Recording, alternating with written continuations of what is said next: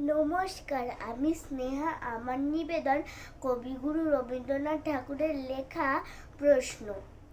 মা গো, আমায় ছুটি দিতে বল। সকাল থেকে পড়েছি যে মেলা। এখন আমি তোমার ঘরে বসে করব শুধু পড়া পড়া খেলা। তুমি বলছো দুপুর এখন সবে, না হয় যেন সত্যি হলো তাই।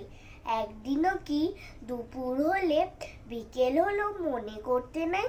আমি তো বেশ ভাবতে পারি। সূর্য ডুবে গেছে মাঠের শেষে। বাগদি বুড়ি চুবড়ি ভরে নিয়ে শাক তুলছে পুকুর ধারে এসে। আধার হলো মাদার গাছের তলা, কালি হয়ে এলো দিঘির জল। হাটের থেকে এলো সবাই ফিরে, মাঠের থেকে এলো চাষির দল। মনে কর না উঠল সাজের তারা, মনে কর না সন্ধে হলো যেন। রাতের বেলা দুপুর যদি হয়, দুপুর বেলা রাত হবে না কেন? নমস্কার।